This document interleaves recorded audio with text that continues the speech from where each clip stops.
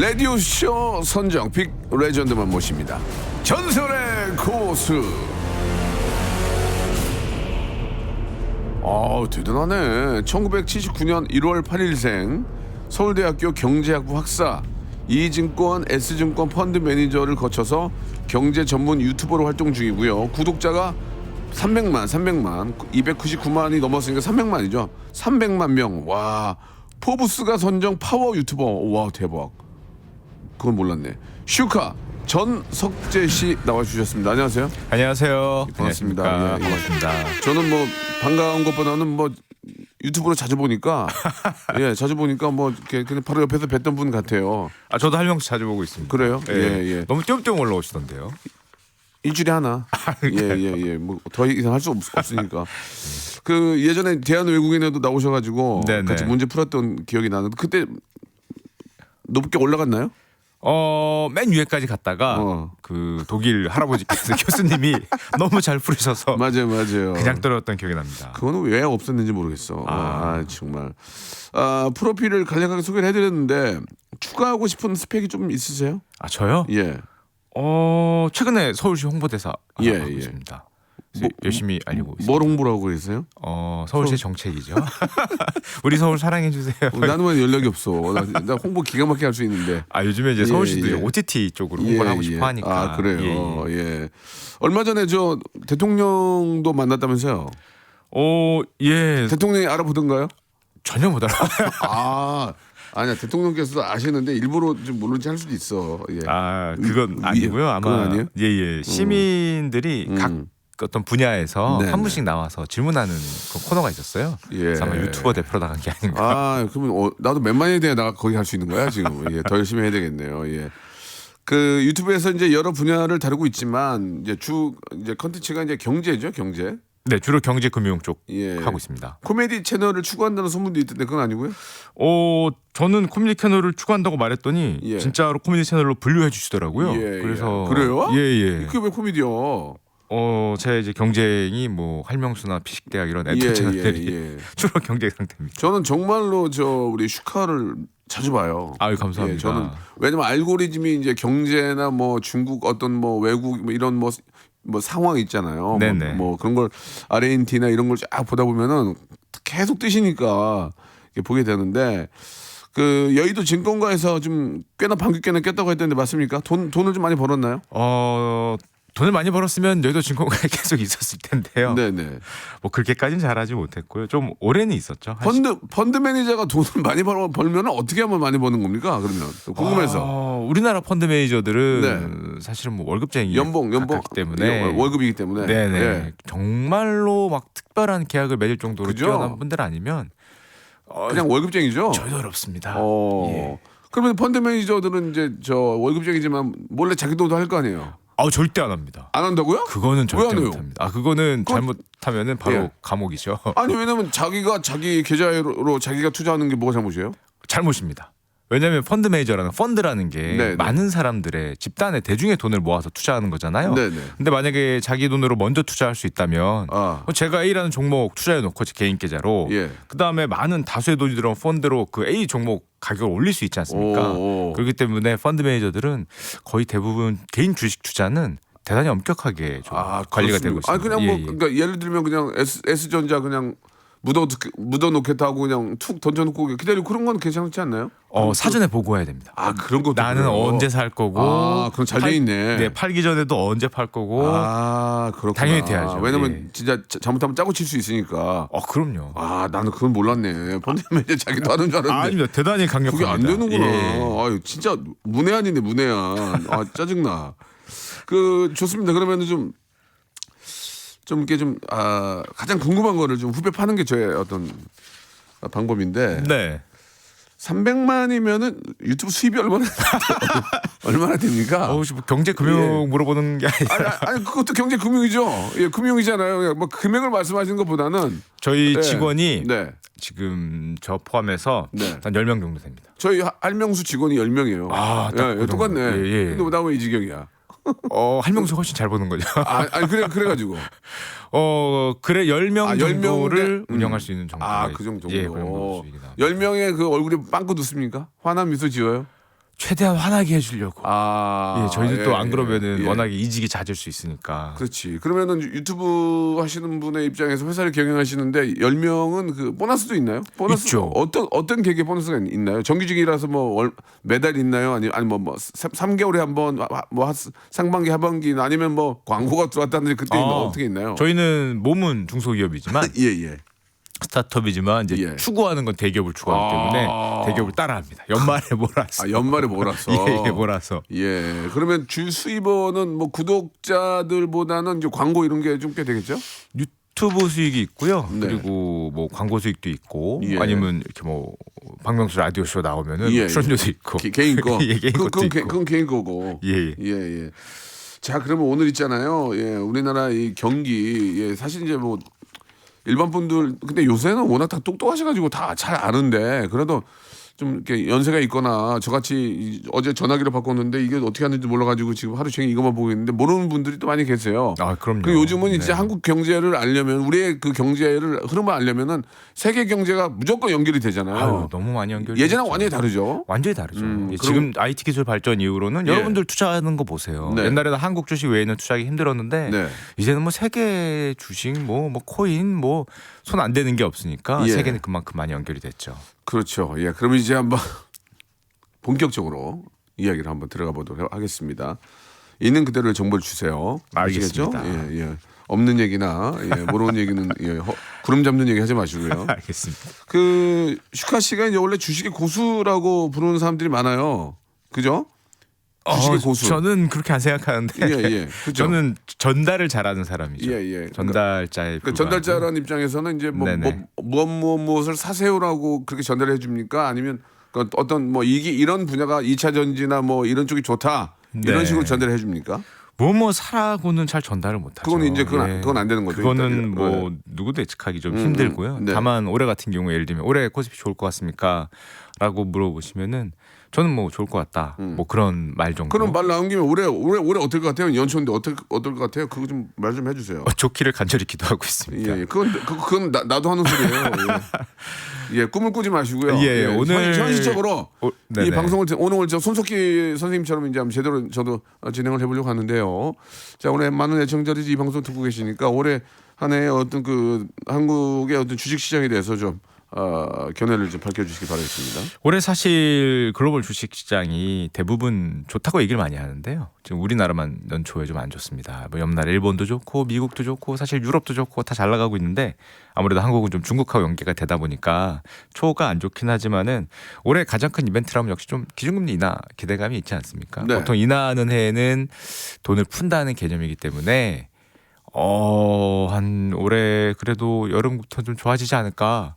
라고 많은 사람들이 생각을 하죠. 미국 연준에서 뭐 한 5번 정도 인하하겠다는 얘기가 있던데 그게 또 줄어가지고 한 3번을 줄었다는 얘기도 있고 그런 얘기는 뭡니까? 예. 그러니까 뭐 올해 몇 번 하느냐, 예. 뭐 여름에 시작하느냐, 뭐 봄에 시작하느냐 이제 예. 이런 것들 소위 마켓 타이밍을 잡기 위한 건데 우리 네. 개인들 입장에서는 어쨌건 장기적인 방향이 금리를 낮춘다는 거면 뭐 우리나라 좀 내려가지 않겠습니까? 그러면은 뭐 금리가 높을 때보다는 투자하기 좋지 않을까.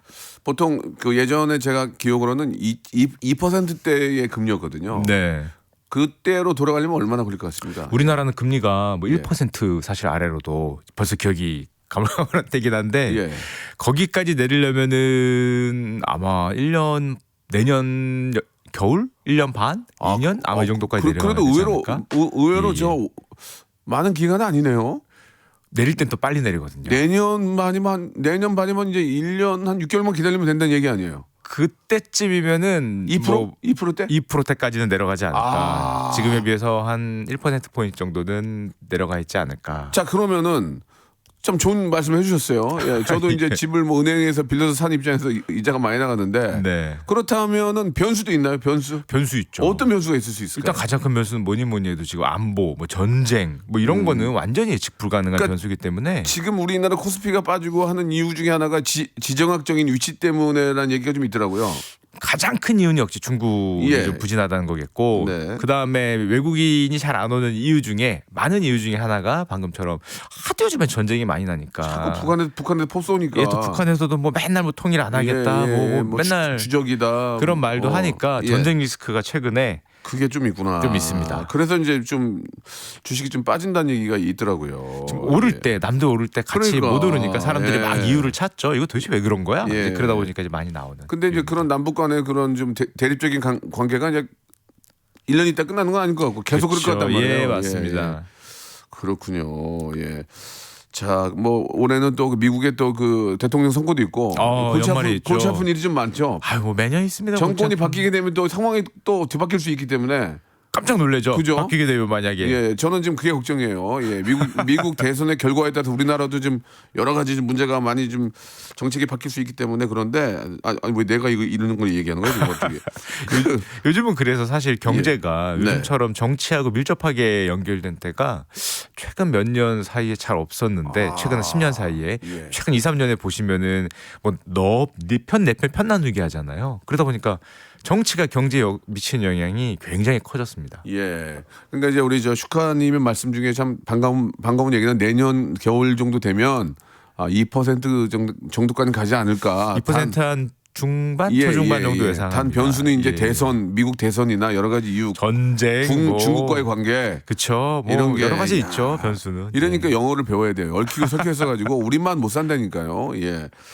그러면은 그렇게 저 경제적으로 이제 참 전문가이신 슈카 씨는 어떤 재테크를 합니까? 저는 항상 네. 그 가장 쉬운 재테크는 가격이 좀 많이 내려가 있는 오. 쪽에 종목 말고 전체 어떤 산업이 그런 게 사이클적으로 내려가는 게 유리하다고 생각하거든요.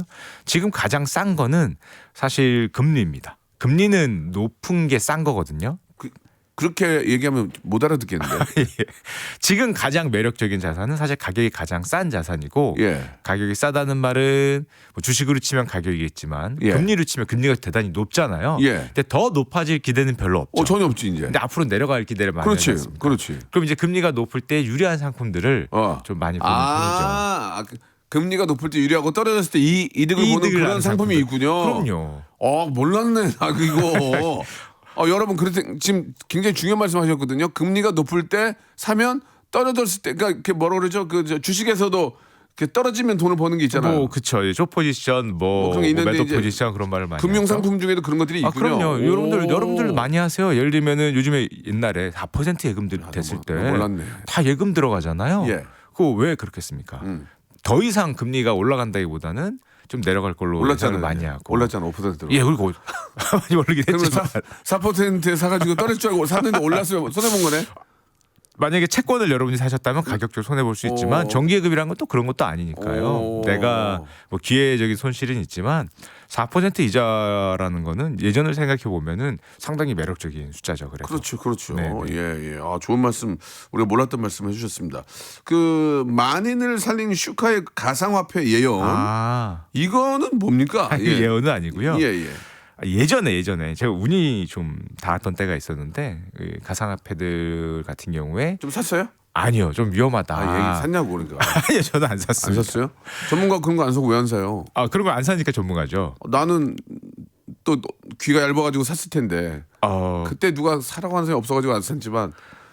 가상화폐는 너무 많이 올라서 너무 좋은 것도 있는데 너무 많이 떨어지는 것도 있거든요. 근데 개인들 같은 경우에는 이 가상화폐가 10,000종이 넘는데 이 10,000종 중에서 10,000종이나 돼요? 예, 워낙 많습니다. 근데 그 중에서 뭐 비트코인이나 세계적으로 유명한 거 몇 개를 제외한다면 과연 어떤 게 좀 근거가 있고 좀 수익 비즈니스 모델이 있고 좀 오를 수 있는 건지 아니면 또 어떤 거는 사기에 가까운 코인도 굉장히 많은데 이 스캔 코인들을 구별하기 쉽지 않죠. 그래서 전문가들일수록 굉장히 이 코인에 대해서는 좀 엄격하게 보는 편이죠. 그렇군요. 사실 저희가 이제 우리 같은 나이는 현찰을 만져줘야 되거든요. 이렇게 5만 원짜리 막 세는 이 기분이 그게 가장 행복해요. 예. 남의 돈 말고 내 돈을 셀 때. 네. 근데 이게 코인으로 가면 이게 내 돈인지 뭔지도 모르겠고 아무튼 저는 코인을 전혀 안 하거든요. 네네네. 그런 또 일이 있는데 코인 쪽도 공부를 좀 하긴 해야 되겠죠. 앞으로 좀 그게 더 발전하겠죠? 발전을 할 수 있습니다. 발전을 할 거로 생각을 하는데 다만 개인 투자자 입장에서 가장 큰 문제는 방금 말씀드렸지만 주식시장은 우리가 상장을 할 때 거래소가 뭐 확인을 하잖아요. 막 이 주식이 확실한지 기업이 어떤지 이런 뭐 그동안 3년 동안 뭐 수익이 발생했는지 이런 거 다 체크하면 상장을 하는데 코인은 그런 게 아직은 대단히 제도권이 아니기 때문에 좀 부족하죠. 그러면은 개인들 입장에서 혹해갖고 샀는데 뭐 아무것도 아닌 그런 코인일 수도 있고 이걸 구별하기가 너무 어렵다는 그러니까 문제가 이제 있습니다. 우리나라가 이제 미국의 어떤 경제 영향을 많이 받는데 미국에서는 이 코인에 대해서 좀 뭐 인정을 한다는 뭐 그런 게 있다고 하던데. 얼마 전에 이제 비트코인 같은 경우에 네. 제도권으로 끌어들여서 네. 이거를 어떤 ETF 같은 걸 만드는 네. 이런 걸 허용을 했는데요.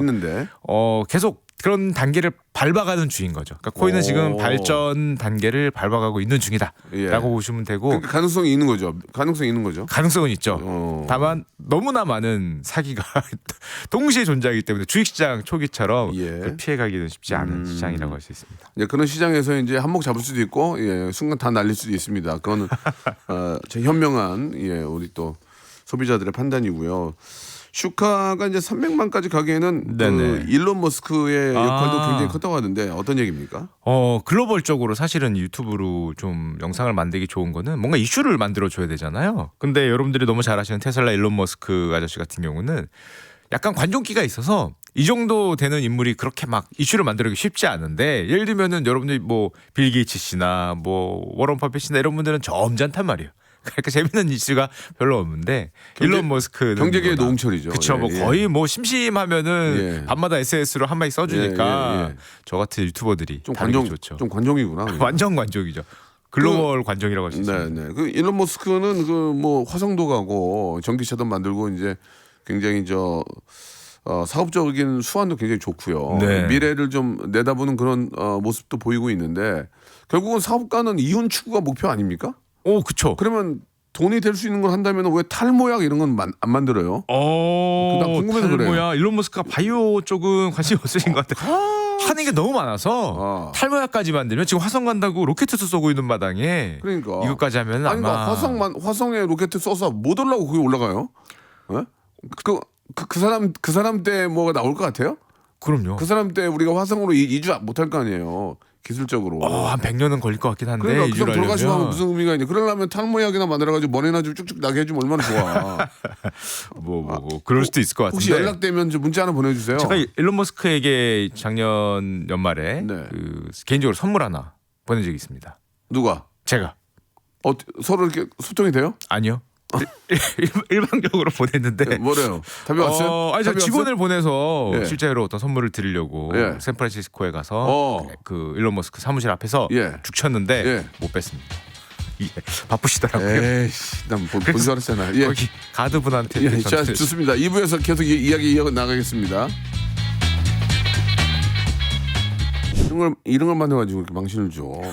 자, 우리 뭐 슈카 씨와 함께하고 있습니다. 5266님이 주셨는데 슈카 씨도 일확천금 노리냐고. 일확천금이요? 복권 같은 거 사냐고. 복권은 사지 않습니다. 제가 한때 많이 해봤는데 안 되더라고요. 아니 서울대 나와가지고 경제학과 나왔는데 복권을 사. 많이 샀습니다. 유치해. 진짜 어떻게 해보려고 그랬는데. 저도 뭐 이런 쪽에 관심이 굉장히 많지만 그 3013님이 시중에 5만 원권이 전쟁 불안으로 없다고 하던데 지금이라도 5만 원권 바꿔놔야 되나요라고 하셨는데 이건 상당히 잘못된 생각인데 어떻게 생각하십니까? 그쵸. 뭐 전쟁이 나면은 일단 가장 먼저 반응을 할 게 원화 가치죠. 원화 가치이기 때문에 못 쓰죠 돈을. 만약에 전쟁이 불안하시다면은 원화 말고 다른 거를 사주셔야 되지 않을까. 그러니까 이제 뭐 진짜 원리적으로 얘기하면 달러나 금이겠지만 중요한 건 전쟁이 나지 않아요. 나면 안 되죠. 나면 안 되고 아니고 전쟁은 나지 않아요. 날 수가 없어요. 날 수가 없나요? 같이 죽어요, 같이. 같이 안 되기 거죠. 때문에. 안 되고 우리 이기용님도 그런 말씀해 주셨는데 일론 머스크가 괜히 어먼짓 하지 말고 탈모약이나 만들어라 이런 얘기도 좀 이렇게 이기용 씨가 혹시 그 트위터 하면은 거기다가 한번 올려주세요. 머스크 형한테요? 머스크한테. 알겠습니다. 자기도 머리 많이 빠졌는데 일론 머스크 씨가 은근히 한국에 관심 많기 때문에 한번 만나가지고 호되게 한번 저보다 형인가? 아니 동생 나보다 동생인가? 얼마 있는데? 얼마 있어? 나 얼마 있어? 대체 뭔데 그래? 얼마 있어? 얘기해봐. 한 300조 있으실 겁니다. 그럼 얘기할 거예요 저한테. 그럼 이제 못 들은 채 해야지. 알겠습니다. 본인은 이제 재테크를 그러면 뭐를 해요? 최근에요? 아니 어떻게 해요? 지금 말씀이십니까? 아니면 장기적으로? 지금 같은 경우에는 저는 요즘 제가 채권쟁이였거든요. 금리 하는 사람이었습니다. 채권 같은 걸. 요즘 금리가 막 4%, 뭐 심지어 미국은 5%. 그걸 4%대를 보면은 너무 사고 싶은 거예요. 그래서 막 채권이나 정기금이나 이거 멍청멍청 그런 것들이 진짜 내려갔을 때 수익이 되는 걸로. 그리고 그 자체 수익률로 4% 5% 심지어 어떤 회사처럼 6% 이르면 이게 너무 매력적으로 보여서 개인적으로는 그런 것 좀 많이 그렇지. 5%면 괜찮지. 괜찮죠. 야, 그러니까 좀 안전할 수 있는 그런 또 수익을 낼 수 있는 이런 금리 인하와 금리와 관련된 그런 상품들도 좀 관심을 가져보시면 네네. 좋을 것 같네요. 예, 전 전혀 거기에 대해서 몰랐었어요. 자, 오늘 진짜 우리 슈카 씨 좀 노래도 못 들을 정도로 많은 걸 좀 여쭤보고 싶은데 네. 경제 키워드로 오늘 이제 가지고 오신 게 이제 저 금리, 중국 반도체 수출에 대해서 좀 가지고 나오셨어요. 아주 거시적인 키워드입니다. 이 키워드들은. 올해 우리 어떤 나라 전체를 생각했을 때 가장 중요한 건 역시 중국이겠죠. 외국에서 보기에는 한국 경제는 중국에 굉장히 종속돼 있다 이런 말을 많이 하잖아요. 뭐 어쩔 수 없는 거 아니겠습니까? 우리가 만들고 그쪽에서 소비를 하니까. 네, 맞습니다. 또 우리나라 수출에 또 많은 부분이 다 아시겠지만 그렇죠. 중국으로 가니까 뭐 미우나 좋으나 중국향 수출이 잘 돼야 그래야 뭐 우리나라도 경제 좀 좋은 그런 상황이라고 할 수 있고요. 네.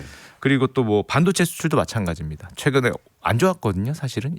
뭐 작년 같은 경우에 S전자도 뭐 실적이 별로 좋지 않더라고요. 그렇죠. 뭐 SK 것도 보너스가 제로였다는 얘기도 있더라고요. 반도체 최근에 수익 중에서 작년이 가장 안 좋았는데 올해가 좀 좋아져야겠죠. 만약에 반도체가 반등할 수 있다면은 올해는 전반적으로 따뜻한 한 해가 되지 않을까 생각합니다. 당연히 그렇게 될 거라고 믿고요. 반도체가 뭐 너무나 많이 쓰이기 때문에 경기가 살면 당연히 반도체는 더 호황이 이겠죠. 그렇죠. 예, 그거는 뭐 당연한 겁니다. 예전에는 금이나 석유였지만 이제는 반도체잖아요, 사실. 우리나라가 사실은 반도체 어떤 위주의 산업 구조를 조금 더 발전을 해가야 되는데 그 과도기에 있거든요. 지금은 반도체의 비중이 너무나 절대적이기 때문에 뭐 중국향 수출이라든지 아니면 우리가 뭐 AI 반도체나 뭐 이런 쪽으로 좀 발전을 해서 좀 증가를 시켜야겠죠. 조금 다른 질문일 수 있는데 사실 이제 반도체가 이제 메모리와 파운더리 이렇게 두 개 하나 더 있나요? 파운더리. 근데 이제 메모리는 우리나라가 전 세계 1등이라고 하지만 파운더리는 대만이 TSMC가 맞습니다. 약 60% 이상을 하고 있다는 얘기를 저도 듣고 있는데. 네네. 우리도 노력을 하잖아요. 노력하죠. 우리가 왜 못 따라잡죠? 그들이 더 노력을 하나요? 그런 거 아니에요. 우리가 죽도록 노력하면 걔네들도 죽도록 노력하니까 그러니까 그 갭이 계속 줄여들지가 않고 그쵸. 쭉 가는 거 아니에요? 뭐 파운드리 산업은 뭐 대만의 입장에서 거의 국민 사업입니다. 그렇죠. TSMC가 대만인들은 전쟁을 막아주는 자기들로 치면 이제 호국 신산 이렇게 부르거든요. 당연하죠. 그거 무너지면 끝나는데. 거의 뭐 국가가 전체가 여기에 뭐 몰입하고 있다고 보면 되고 또 우리는 그거와 싸워야 되는 그런 입장이죠. 그리고 또 다른 입장이 약간 있는데 이 글로벌 기업들이 보기엔 예를 들면 반도체를 가장 많이 사주는 기업들은 대부분 뭐 세계적인 IT 기업들, 뭐 미국 기업들, 뭐 마이크로소프트나 뭐 구글이나 뭐 이런 데들이 애플 이런 데지 않습니까? 근데 그런 데들이 생각하기에 삼성은 경쟁자일 수가 있습니다.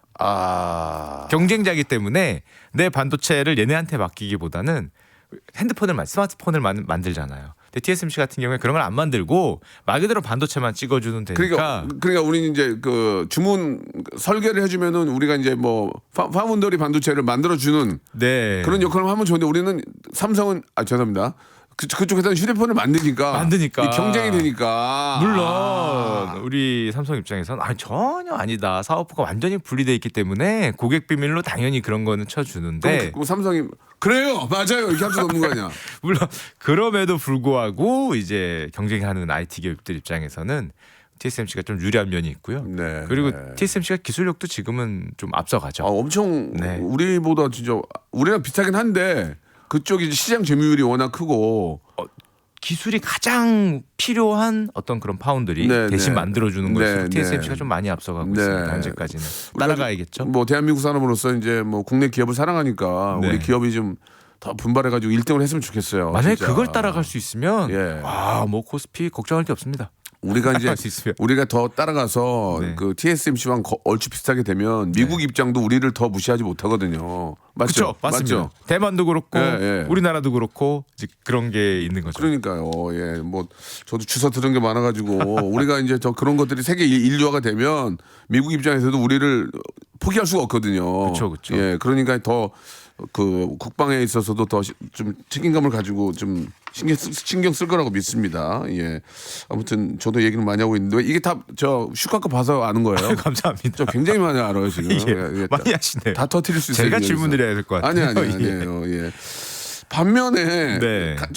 다른 얘기인데 그러면 그 예전에 특정 상표로 얘기하는 건 아닙니다. 얼마 전에 도시바가 상장 폐기가 됐는데 맞습니다. 그 일본 저도 학교 다닐 때 그거 살려고 세운상가 가가지고 그 워크맨 살려고 그거 사서 꽂아 음악 막 댄스 뮤직 들으면서 옛날에. 그거 하나 갖고 싶어서 막 난리가 났는데 예. 왜 거기는 다 그렇게 잘 나가는 회사들 다 이렇게 속된 말로 작살이 난 거예요? 왜 일단 그래요? 과거 백색가전 업체들은 물론 대단히 어려움을 겪고 있고요. 최고잖아 걔네. 기술력은 최고예요. 근데 아무도 안 쓰잖아요 지금. 그래 왜 그렇게 된 거냐고. 그 똑똑한 사람들이. 일단 스마트폰 경쟁에서 밀린 게 가장 크고요. 스마트폰이 나오면서 과거의 그런 어떤 워크맨유 어떤 전자기기는 그렇지. 싹 없어졌죠. 그래 그게 이제 전화기 안에 다 들어가니까. 맞습니다. 그럼 사실 변신을 해야 되는데 일본 대기업들이 변신을 잘은 했어요. 예를 들면 소니도 대표적으로 변신을 하고 도시바도 사실은 변신을 했는데 걔네는 하필 좀 원자력 쪽으로 변신을 했습니다. 원자력이요? 예, 원자력에 많이 투자를 했어요. 근데 일본에서 너무 가슴 아픈 그 후쿠시마 사건이 빵 터지면서 그래 그건 좋은 일은 아니지. 원전 쪽에 투자했던 기업들이 완전히 엄청난 손실을 봤는데 나 그건 또 몰랐네. 가장 대표적으로 거기에 직격탄을 받은 게 도시바입니다. 진짜 그래요? 네, 맞다 보니까 물론 이제 지금은 상장 폐지를 한 거는 상장 폐지를 한 다음에 다시 기업을 잘 추스려서 다시 상장을 하겠다. 이런 목표가 있습니다. 야, 틀리네 틀려. 주워 들은 거하고 원래 알고 있는 사람하고는 다르네. 이런 목표가 있기 때문에 도시바는 이제 또 반도체 쪽으로 요즘엔 또 노력을 하고 있죠. 그래서 이제 뭐 사실 이제 그 어떤 정밀 부품이나 뭐 이렇게 좀 소재 산업은 일본이 세계 1등이잖아요. 그렇죠. 아직도 좋습니다. 그러니까 저도 좀 불안한 게 뭐냐면 우리가 지금 TSMC하고 S전자, 뭐 하이닉스 다 경쟁을 하는데 걔네들이 갑자기 그런 기술력을 바탕으로 해서 치고 올라오면 우리 입장이 어떨까? 조마조마하거든 지금. 그렇죠. 일본도 사실은 무시하면 안 되잖아요. 예전에 일본이 반도체 강제했습니다. 전 세계 최고 강제였거든요. 그러니까 얼마 전에 우리나라 한일관계 안 좋았을 때 무슨 수출 안 한다고 해가지고 열받아가지고 뭐 이런 것들. 플라스소가 그런데 어떻게 생각하십니까? 우리가 일본에서 어떤 재료를 그런 방금 말씀하신 소재를 받아갖고 그다음에 수출하던 게 과거의 우리나라 산업 구조였는데 물론 최근도 좀 비슷하긴 합니다. 하지만 그래서 일본은 무조건 적자였죠. 근데 최근에 이제 반도체 위주로 이제 수출을 하다 보니까 오히려 일본이 차지하고 있던 그 반도체 왕좌의 자리를 이제 대한민국이 가져오면서 반대로 일본은 좀 안 좋아지고 우리나라가 좀 좋아지는 결정적인 원인이 됐기 때문에 수출 적자도 조금 줄어들겠네요. 그렇죠. 예전과는 조금 상황이 달라졌고 이제 반대로 요즘은 이제 일본이 반도체에 투자를 해서 이제 한국을 따라오겠다. 워낙에 사이즈가 큰 산업이다 보니까요. 반도체가 그런 역할이 좀 있죠. 아무튼 우리 기업들 좀 더 화이팅 해가지고 절대로 이렇게 따라잡히거나 그런 일이 있어서는 안 되고. 그 수출 기술 빼돌리는 인간들은 정말 천벌을 받아야 된다는 말씀. 요즘에 대단히 문제가 사실 심각합니다. 국민들 다 굶어 죽이는 행동이니까 그런 사람들은 천벌을 받아야 됩니다. 자 이제 좀 더 이제 경제에 관련된 이야기 좀 나눠볼 텐데.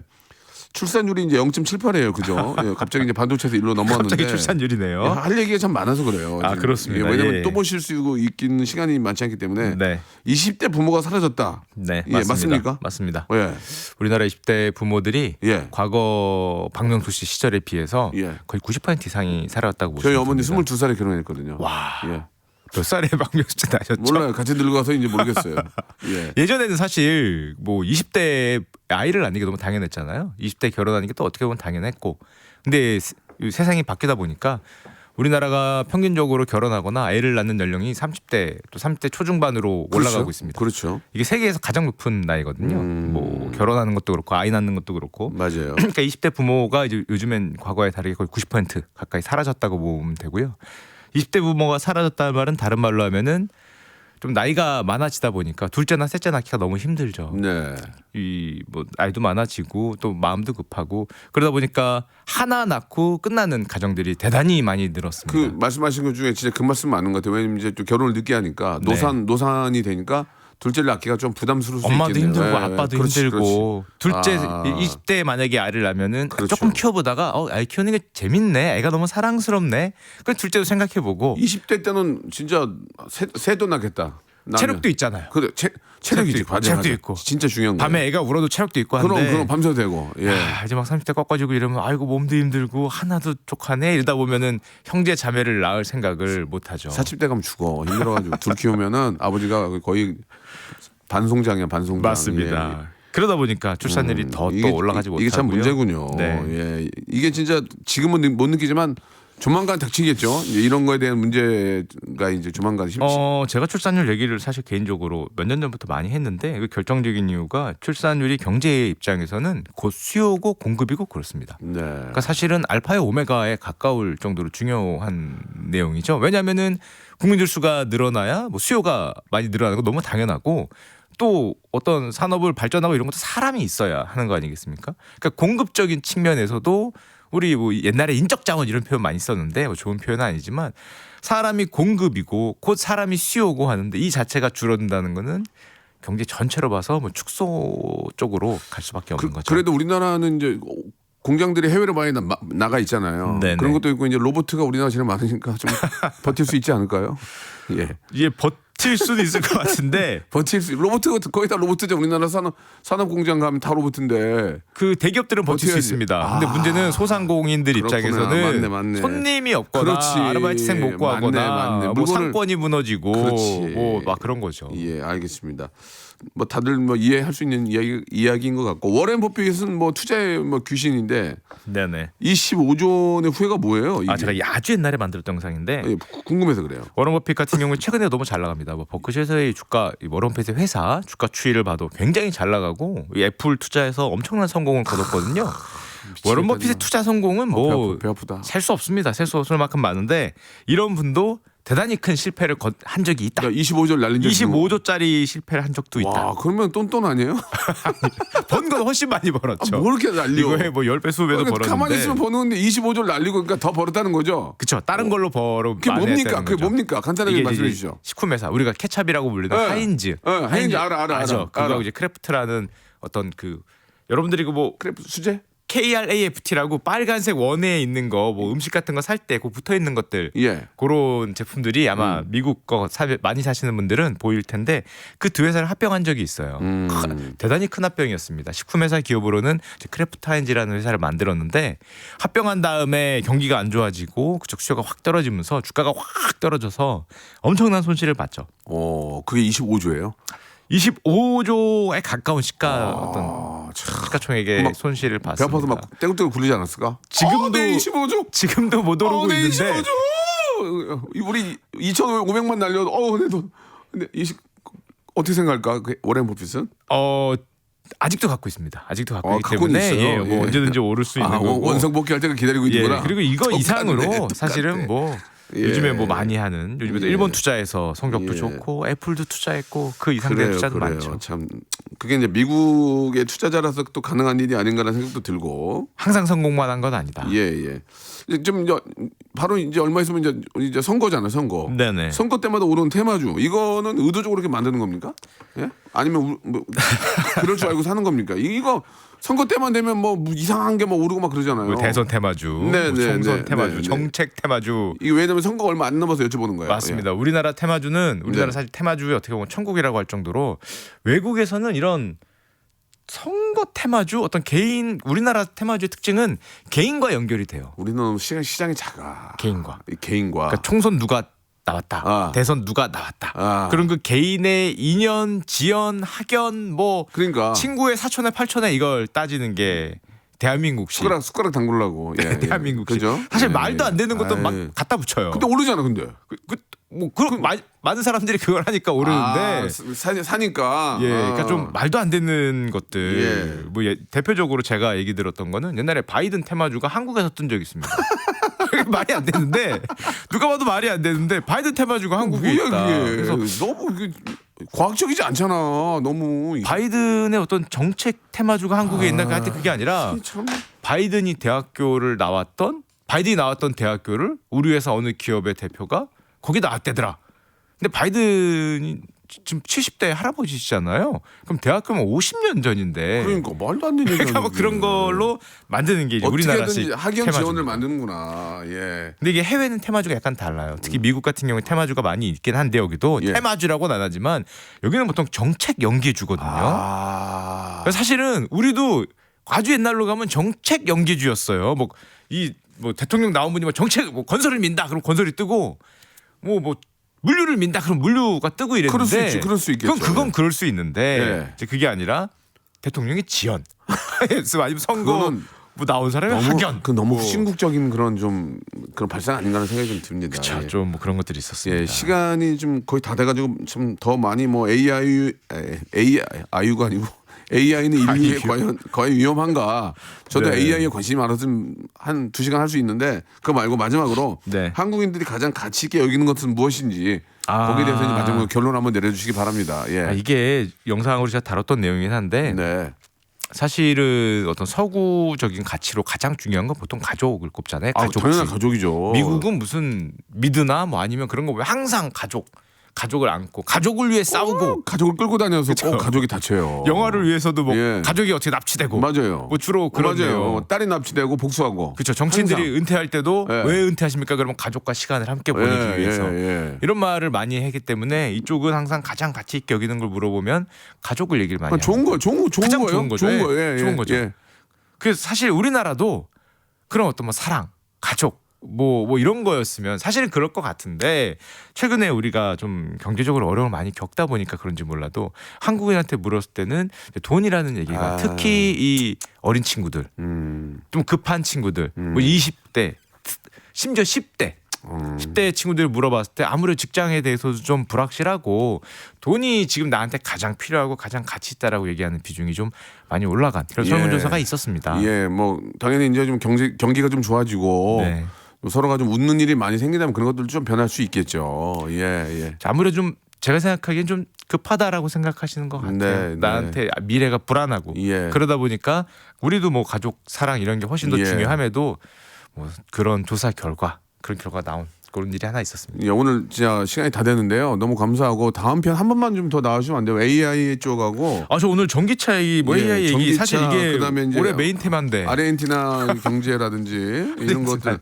그다음에 이제 대만 문제 이런 것들 좀 이야기 나누고 싶은데 네. 시간이 1시간짜리 프로라서 너무 짧은 다음에 것 한 번만 같습니다. 더 시간 내주면 안 될까요? 예, 알겠습니다. 약속해줘요.